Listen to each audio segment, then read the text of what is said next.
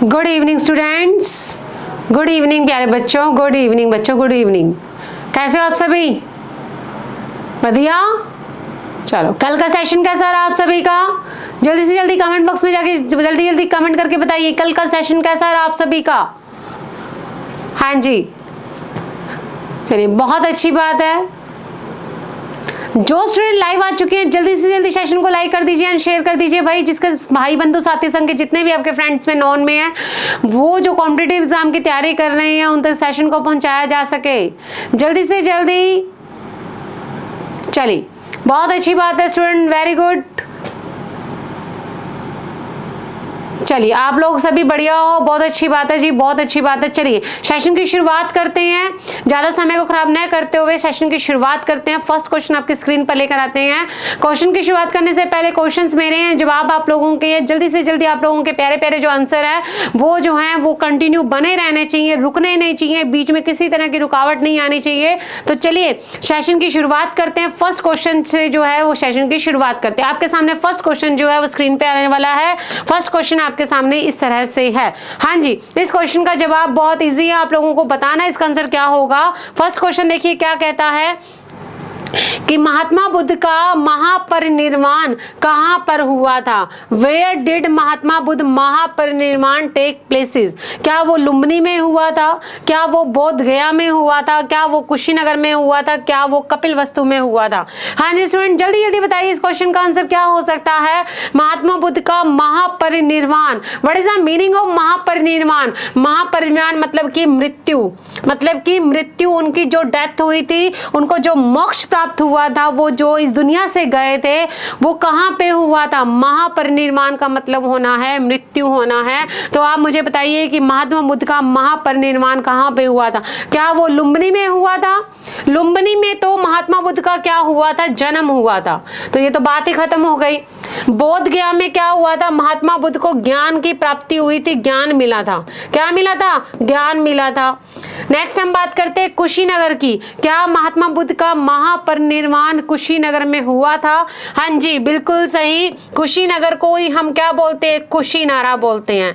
क्या बोलते हैं? कुशीनारा, जो कहाँ पे है, यूपी में। क्वेश्चन बहुत इंपॉर्टेंट है, कई बार पूछ लेते कि कुशीनगर का वर्तमान नाम बताइए, तो क्या नाम बताओगे? कुशीनारा। और ये कहाँ पे है? यूपी में। कई बार क्वेश्चन आ सकता है कि महात्मा बुद्ध का महापरिनिर्वाण कहाँ पे हुआ। अगर मान लीजिए ऑप्शन में कुशीनारा या कुशीनगर नहीं दिया हुआ, सिर्फ यूपी दिया गया है, तो यूपी भी इसका आंसर आ सकता है। तो option number C is right answer. Very important question है, हमेशा पेपर में छपने वाला क्वेश्चन है, तो याद रखिएगा। महात्मा बुद्ध जो बौद्ध धर्म के संस्थापक थे, महात्मा बुद्ध जिनके बचपन का नाम क्या था, सिद्धार्थ था, जिनकी माता का नाम क्या था, महामाया था, जिनके पिता का नाम क्या था, शुद्धोधन था, और जो शाक्य कुल के क्या थे, प्रधान थे, और इनकी जो मौसी थी वो महाप्रजापति गौतमी थी। महात्मा बुद्ध जो बौद्ध धर्म के संस्थापक थे, इनका जन्म कहाँ पे हुआ था? कपिलवस्तु के लुम्बिनी में हुआ था। कपिलवस्तु के लुम्बिनी में हुआ था। कपिलवस्तु का एक गांव है जिसका नाम है लुम्बिनी, वहां पर इनका जन्म हुआ था। बोध गया में इनको ज्ञान की प्राप्ति हुई थी, जो कहां पे है, उरुवेला में है, और कुशीनगर में, कुशीनारा में इनकी क्या हुई थी, मृत्यु हुई थी। तो option number C is right answer. Clear, बात समझ में आई? आगे बढ़े नेक्स्ट क्वेश्चन की तरफ। चलिए नेक्स्ट क्वेश्चन पे नजर डालते हैं क्या कहना चाहता है। हाँ जी, सेम जैसा फर्स्ट क्वेश्चन था वैसे ही सेकंड क्वेश्चन है, बस नाम बदल गया है। Mahavir Jain breath his last at. Mahavir Jain, Mahavir जो स्वामी थे, जो जैन धर्म के क्या है, वास्तविक रियल फाउंडर हैं, उन्होंने अंतिम सांस कहाँ पे ली थी। हाँ जी बताइए स्टूडेंट। यहाँ पे देखिए एक चीज सुनिए, महात्मा बुद्ध की हम बात करते हैं जहाँ पे इनकी मृत्यु हुई थी। महात्मा बुद्ध को क्या हुआ, एक शिष्य था, एक भक्त था महात्मा बुद्ध का, जिसका नाम था चुंद। क्या नाम था? चुंद, जो कि एक सुनार था या लुहार था। चुंद ने महात्मा बुद्ध से कहा, भाई आप ना मेरे घर पे ना खाना खाने आइए, मैं आपको रात को डिनर पे इनवाइट करता हूँ, ठीक है। तो महात्मा बुद्ध चले गए, उन्होंने सोचा ठीक है चले जाते हैं। महात्मा बुद्ध को क्या पता था कि वो खाने में कुछ और ही परोसेगा। उस व्यक्ति ने, चुंद ने महात्मा बुद्ध को खाने में पता क्या दिया होगा, सुअर का मांस दिया था। जब महात्मा बुद्ध ने खाया, क्योंकि वो भक्त था, भक्त ने उनको कुछ भी परोसा तो भगवान को तो खाना ही पड़ेगा। तो भगवान ने ने वो खाया, उसके बाद में वो कुछ टाइम पे बीमार हो गए और उनकी क्या हो गई, मृत्यु हो गई। इसी के साथ हम आगे बढ़ते हैं। महावीर स्वामी जो थे उन्होंने अंतिम सांस कहाँ पे ली थी? क्या वो राजगीर में ली थी, क्या वो रांची में ली थी, क्या वो पावापुरी में ली थी, क्या वो समस्तीपुर में ली थी? हाँ जी बताइए भाई, जल्दी जल्दी बताइए इस क्वेश्चन का आंसर क्या हो सकता है। जो जैन धर्म के रियल फाउंडर थे, जो जैन धर्म के संस्थापक थे, उनका जो है उनकी मृत्यु कहाँ पे हुई थी? हाँ जी स्टूडेंट बताइए क्या हो सकता है इसका आंसर। आप सभी को पता है कि महावीर स्वामी जो थे उनकी जो मृत्यु हुई थी वो कहाँ पे हुई थी? पावापुरी में हुई थी। कहाँ पे हुई थी? पावापुरी में थे। Option number C is right answer. UP में एक जगह है जिसका नाम है पडरौना। क्या नाम है? पडरौना। वर्तमान में इसको किस नाम से जानते हैं? पडरौना के नाम से जानते हैं। वैसे इसका नाम क्या है? पावापुरी है। वर्तमान में इसको पडरौना के नाम से जानते हैं। Option number C is right answer. Mahavir Swami का जो जन्म हुआ था, सॉरी महावीर स्वामी की जो मृत्यु हुई थी वो कहाँ पे हुई थी? पावापुरी में। और ये कहाँ पे थे? महाराज समस्तीपुर के महल में थे। ये कहाँ पे थे जब इनकी मृत्यु हुई थी? तो वो समस्तीपुर के महल में थे। समस्तीपुर के महल में बीमार हो गए और बाद में पावापुरी में इनकी क्या हो गई थी? मृत्यु हो गई थी। तो option number C is right answer. याद रखिएगा महावीर स्वामी जो जैन धर्म के क्या है? रियल फाउंडर हैं। जैन धर्म के संस्थापक कौन है? ऋषभदेव है। जैन धर्म के ऐतिहासिक संस्थापक कौन है? पार्श्वनाथ हैं। और जैन धर्म के वास्तविक संस्थापक कौन है? महावीर स्वामी हैं। ये आप लोग ध्यान रखिएगा। क्लियर बात समझ में? नेक्स्ट क्वेश्चन देखिए। हाँ जी, by which ruler Pataliputra was chosen as the capital of the first time? Pataliputra को पहली बार किस शासक ने राजधानी के रूप में चुना था? हाँ जी, आपके सामने चार ऑप्शंस हैं, अजातशत्रु, कालाशोक, उदयन और कनिष्क। आपके सामने चार ऑप्शंस हैं, आप लोगों को बताना है कि पाटलिपुत्र को पहली बार किस शासक ने राजधानी के रूप में चुना था। हाँ जी स्टूडेंट बताइए। देखिए अजातशत्रु ने तो राजधानी किसको बनाया था? राजगृह को बनाया था। किसको बनाया था? राजगृह को। कनिष्क ने किसको बनाया था? मथुरा को बनाया था। बचा क्या? उदयन और कालाशोक। उदयन और कालाशोक। अब आप एक देखिए, जो उदयन जो था, जो हर्यक वंश का राजा है, जो बिंबिसार और अजातशत्रु के बाद में आता है, उस उदयन ने क्या किया था? गंगा और सोन नदी, दो नदियां दी। एक का नाम था गंगा और एक का नाम था सोन। इन दोनों का जहाँ पे मिलन होता है, जहाँ पर ये दोनों आपस में मिलती हैं, जहाँ पे दोआबा बनता है, वहाँ पर उदयन ने एक नगर की स्थापना की जिसे हम क्या कहते हैं? पाटलिपुत्र कहते हैं। क्या कहते हैं? पाटलिपुत्र कहते हैं। तो पाटलिपुत्र की स्थापना किसने की थी? The founder of the Pataliputra कौन है? उदयन। कौन है? उदयन है। तो अब जिसने स्थापना की है वो ही कैपिटल बनाएगा। तो पाटलिपुत्र को कैपिटल किसने बनाया था? उदयन ने। किसने बनाया था? उदयन ने। तो याद रखिएगा पाटलिपुत्र का फाउंडर कौन है? उदयन, पहली बात। दूसरी बात, पाटलिपुत्र को कैपिटल किसने बनाया था? तो वो किसने बनाया था? उदयन ने। तो option number C is right answer. Clear बात समझ में आ रही है? एनी डाउट किसी भी तरह का?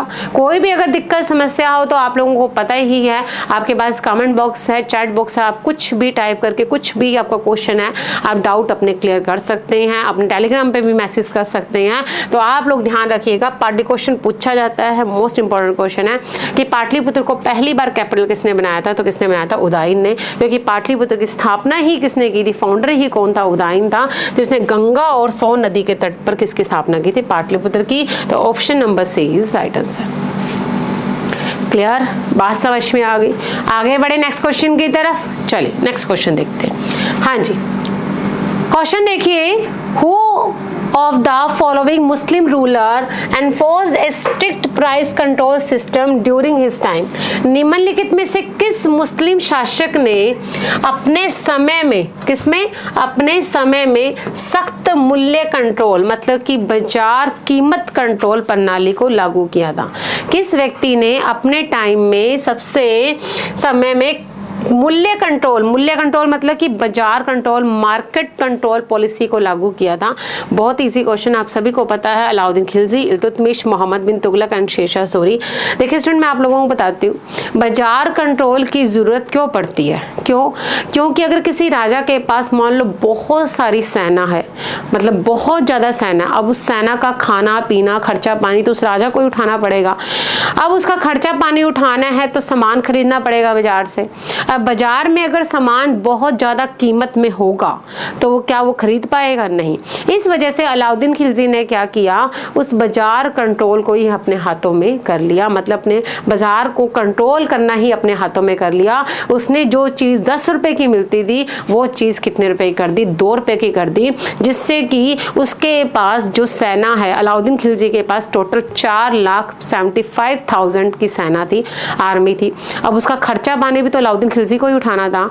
इस वजह से अलाउद्दीन खिलजी ने क्या किया, बाजार पर ही पूरी तरह से कंट्रोल कर लिया, जिससे कि जो चीजें 10 रुपए की थी वो चीज कितने रुपए की मिलने लगी? 2 रुपए की मिलने लगी। तो आप इमेजिनेशन कर सकते हो कि वो जो बाजार कंट्रोल था वो कितना सस्ता हो गया होगा, और उसको अपनी सेना का खर्च बार उठाना भी कितना सस्ता पड़ गया होगा। तो Alauddin Khilji right answer, option number A is right answer. Clear? तो बाजार कंट्रोल व्यवस्था का जन्मदाता, फादर या बाजार कंट्रोल सिस्टम या पॉलिसी को किसने लागू किया था? तो किसने लागू किया था? अलाउद्दीन खिलजी ने।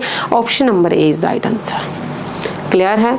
बात समझ में आई? समझ में आया? याद रखिएगा, इस कारण अलाउद्दीन खिलजी को हम क्या कहते हैं, एक बहुत अच्छा अर्थशास्त्री भी कहते हैं, क्योंकि इसने बाजार कंट्रोल व्यवस्था को बहुत ही बेहतरीन तरीके से क्या किया था, लागू किया था। आप सपोज कीजिए अगर किसी दुकान पे कोई चीज 2 रुपए की मिल रही है और वही चीज दूसरी दुकान पे 3 रुपए की मिलती है, तो 1 रुपए को बढ़ाने के चक्कर में उस व्यक्ति का एक बॉडी का एक अंग, एक पार्ट क्या कर लिया जाता, काट लिया जाता था। बात समझ में आई? नेक्स्ट क्वेश्चन देखिए। For the first time the token currency was introduced in India by, Bharat में पहली बार सांकेतिक मुद्रा टोकन करेंसी जिसे हम कहते हैं वो किसके द्वारा शुरू की गई थी? क्वेश्चन है, भारत के अंदर टोकन करेंसी समझते हो, मतलब कि नकली नहीं, मतलब कि सांकेतिक मुद्रा मतलब मिलती जुलती।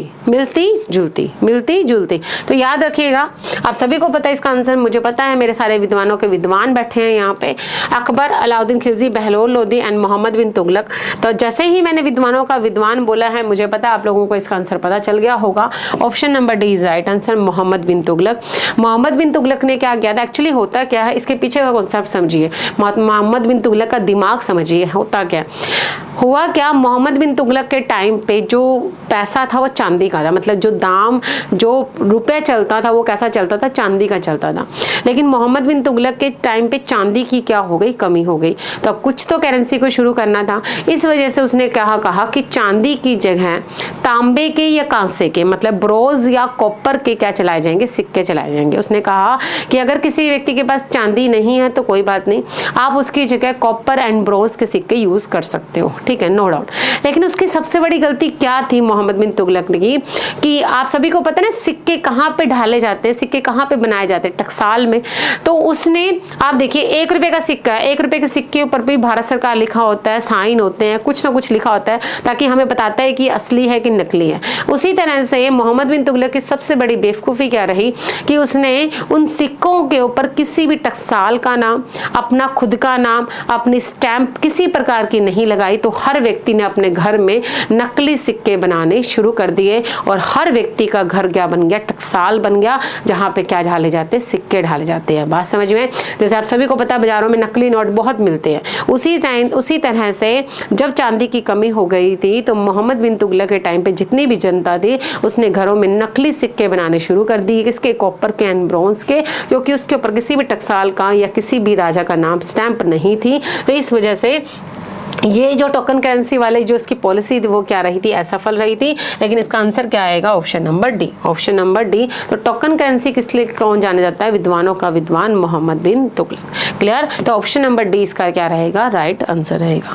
नेक्स्ट क्वेश्चन देखिए, the greatest painter of birds at Jahangir court was, Jahangir के दरबार में पक्षियों का, मतलब कि जानवरों का, पक्षियों का, बर्ड्स का, फूलों का सबसे बड़ा चित्रकार कौन था? जहांगीर के दरबार में एक चित्रकार था, एक प्रिंटर था, जो बर्ड्स के, जानवरों के, एनिमल्स के और फूलों के, फ्लावर्स के चित्र बनाने में सबसे ज़्यादा आगे था। आप बताइए कौन था? ख्वाजा अबू समद, मीर सैयद अली, बसावन एंड मंसूर। यहाँ पे आपसे क्वेश्चन क्या पूछा गया? जहांगीर के दरबार में, तो आपको जहांगीर के दरबार वाला बताना है। तो मैं आप सभी को बता दूं, ये जो ख्वाजा अबू समद है, मीर सैयद अली और बसावन, ये तीनों की तीनों ही किसके टाइम के हैं? अकबर के टाइम पीरियड के हैं। किसके हैं? अकबर। हालांकि ये तीनों ही चित्रकार हैं, नो डाउट, किसी प्रकार की शंका नहीं है, ये तीनों ही चित्रकार हैं, लेकिन ये तीनों किसके टाइम के थे? अकबर के थे। हम बात कर रहे हैं मंसूर की, तो मंसूर किसके टाइम पीरियड में था? जहांगीर के टाइम पीरियड में। मोस्ट इंपॉर्टेंट क्वेश्चन है, पेपर में छपने वाला क्वेश्चन है कि जहांगीर के दरबार में पक्षियों का चित्र बनाने में सबसे ज़्यादा फेमस कौन था? तो वो कौन था? मंसूर था। कौन था? मंसूर था। कौन था जहांगीर के दरबार में? इसने क्या किया था? पक्षियों के चित्र बनाए थे, फूलों के चित्र बनाए थे, उसमें ये क्या था? फेमस था। इस वजह से जहांगीर ने इसको, मंसूर को, किसका टाइटल दिया था? किसका? नादिर उल अस्र। नादिर उल अस्र। जहांगीर ने मंसूर को किस चीज का टाइटल दिया था? नादिर उल अस्र। पेपर में छपने वाला क्वेश्चन है, मोस्ट इंपॉर्टेंट क्वेश्चन है, ध्यान रखिएगा कि जहांगीर के दरबार में दो प्रमुख चित्रकार थे फेमस, एक का नाम था मंसूर, एक का नाम था हसन। हसन जो था वो मनुष्य के चित्र, मतलब कि मानवों के चित्र बनाने में फेमस था, और जो मंसूर था वो पक्षियों के चित्र बनाने में फेमस था। जहांगीर ने मंसूर को किस चीज का टाइटल दिया था? नादिर उल अस्र का दिया था, और हसन को किसका दिया था? नादिर उल जमा का। ये आप लोग याद रखिएगा, इंपॉर्टेंट है, कभी भी क्वेश्चन आएगा तो मैं आप लोगों से डिस्कस करूंगी, ठीक है। तो मंसूर कौन था? जहांगीर के दरबार में प्रिंटर था, और जहांगीर ने इसे नादिर उल अस्र की क्या दी थी? उपाधि दी थी। क्लियर? तो option number D is right answer. Clear? बात समझ में आ रही है? आगे बढ़े नेक्स्ट क्वेश्चन की तरफ। चलिए नेक्स्ट क्वेश्चन देखते हैं। हाँ जी, नेक्स्ट क्वेश्चन देखिए, who among the following was the founder of the Calcutta? हाँ जी भाई, कलकत्ता को बनाने वाला, हम सभी को पता है कलकत्ता आपके कोई रिलेशन में भी रहता होगा, सभी के कोई ना कोई रिलेशन में रहता होगा। अगर है तो जल्दी कमेंट करके बताइए कि कलकत्ता में आप लोगों के कौन कौन रहता है। तो कलकत्ता का संस्थापक कौन था? फाउंडर कौन था? Charles Eyre, Job Charnock, Harold Gongier and William Norris. हाँ जी बताइए, कलकत्ता की आप सभी को पता है जो भारत की पहले कैपिटल रह चुकी है कलकत्ता, उसको बनाने वाला कौन था? उसका संस्थापक कौन था? तो आप सभी को बता दूं 1699 में एक व्यक्ति था जिसका नाम था जॉब चॉर्नॉक। इसने क्या किया था? 1699 में कलकत्ता की क्या की थी? स्थापना की थी, कलकत्ता को बनाया था, और यहाँ पर एक किला बनाया था, एक फोर्ट बनाया था जिसका नाम था फोर्ट विलियम। क्या नाम था? Fort William. यहाँ पर एक फोर्ट बनाया था जिसे हम क्या कहते हैं? Fort William. और इस फोर्ट विलियम का पहला कमांडर किसको बनाया गया था? चार्ल्स अय्यर को। किसको? चार्ल्स अय्यर को। किसको? चार्ल्स अय्यर को। क्लियर? बात समझ में आई कि जॉब चॉर्नॉक जिसने कलकत्ता की स्थापना की कब? 1699 में। याद रखना कब? 1699 में जॉब चॉर्नॉक ने कलकत्ता की स्थापना की थी। वहां पर उसने एक फोर्ट बनाया। फोर्ट समझते हो ना? किला, दुर्ग। कहाँ पे? कलकत्ता में, जिसे हम क्या कहते हैं? फोर्ट विलियम कहते हैं। अब फोर्ट विलियम को संभालने वाला कोई तो चाहिए था, इस वजह से फोर्ट विलियम का पहला कमांडर किसको बनाया गया? चार्ल्स अय्यर को। किसको बनाया गया? चार्ल्स अय्यर को। क्लियर? बात समझ में? तो कलकत्ता की स्थापना किसने की थी? जॉब चॉर्नॉक ने। और कलकत्ता के अंदर जो फोर्ट विलियम, क्वेश्चन आ जाए कि फोर्ट विलियम का पहला कमांडर कौन था, तो वो कौन था? चार्ल्स अय्यर था। कौन था? चार्ल्स अय्यर था। तो option number B is right answer. दोबारा रिपीट कर रही हूं कि कलकत्ता की स्थापना 1699 में हुई थी। किसने की थी? जॉब चॉर्नॉक ने। वहां पर एक किला बनाया, फोर्ट बनाया जिसका नाम था फोर्ट विलियम। फोर्ट विलियम का पहला कमांडर कौन था? चार्ल्स अय्यर था। क्लियर? बात समझ में? तो option number B is right answer. Clear है? बात समझ में आ रही है? आगे बढ़े, कॉन्सेप्ट समझ में आ रही है? क्लियर? नेक्स्ट क्वेश्चन देखिए। हाँ जी, the revolt of 1857 as Lucknow was led by, Lucknow में 1857 के विद्रोह का नेतृत्व किसने किया था? सभी को पता है, कोई आप लोगों से कुछ नया क्वेश्चन तो था ही नहीं है। बेगम हजरत महल, तांता टोपे, रानी लक्ष्मीबाई, ताना साहब।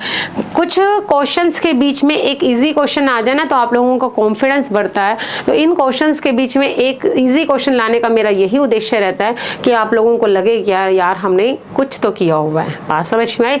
तो लखनऊ के अंदर कौन थी? बेगम हजरत महल थी। कौन थी? बेगम हजरत महल थी। तांता टोपे कहाँ पे थे? ग्वालियर में थे। कहाँ पे थे? ग्वालियर में। रानी लक्ष्मीबाई कहाँ पे थी? झांसी में। और कहाँ पे थी? ग्वालियर में। और नाना साहब कहाँ पे थे? कानपुर में। और बेगम हजरत महल कहाँ पे थी? लखनऊ में। कहाँ पे थी? लखनऊ में, अवध में थी। क्लियर? तो option number A is right answer. Clear है? बात समझ में आई? ग्वालियर में कौन था? तांता टोपे, रानी लक्ष्मीबाई झांसी में और ग्वालियर में थी। और कानपुर में कौन था? नाना साहब। तो option number A is right answer. Clear है? समझ में आ गया? दिक्कत किसी प्रकार की समस्या? आगे देखें, नेक्स्ट क्वेश्चन देखिए।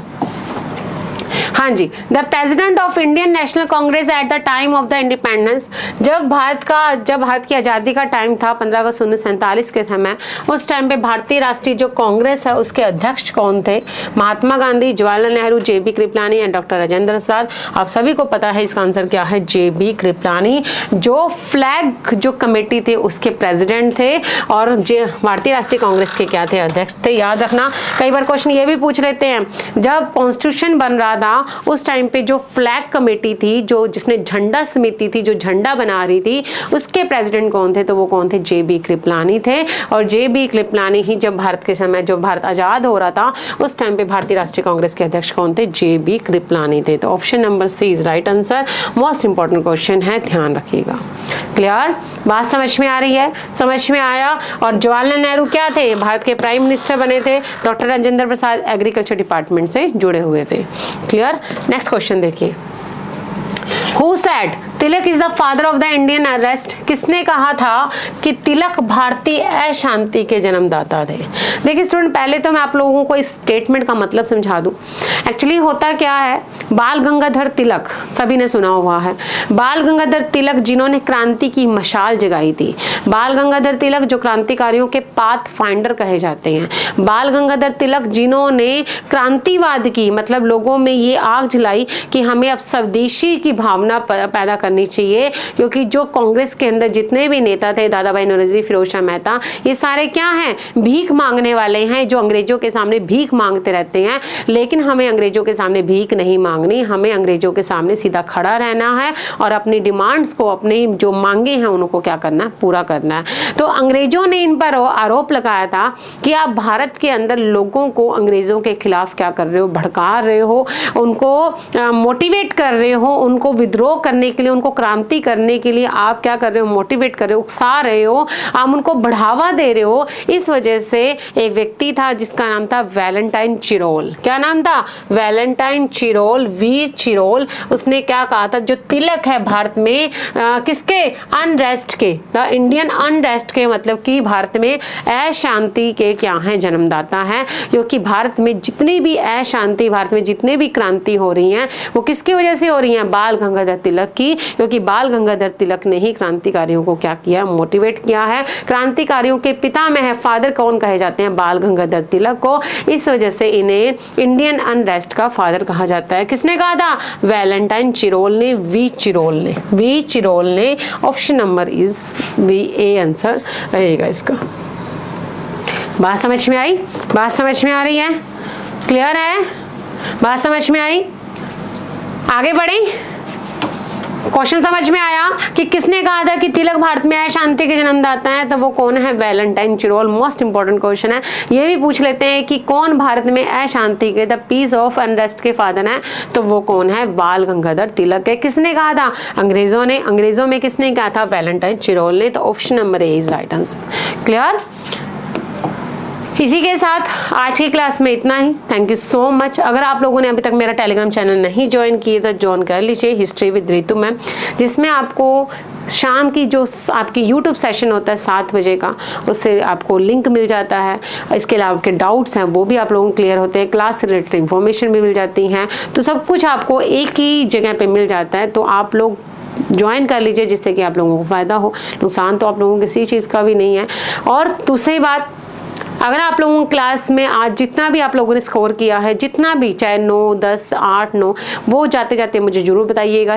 क्लास कैसे लगी ये भी बताइए, सेशन कैसा लगा वो भी बताइए। जिसने अभी तक लाइक नहीं किया वो लाइक कर दीजिए, और शेयर नहीं किया तो वो भी शेयर कर दीजिएगा, क्योंकि कोई बात नहीं, वो बाद में देख लेंगे, वो कोई दिक्कत नहीं है। तो इसी के साथ आज की क्लास को हम यही विराम देते हैं। स्वस्थ रहिए, खुश रहिए, मस्त रहिए, अपनी लाइफ को एंजॉय कीजिए।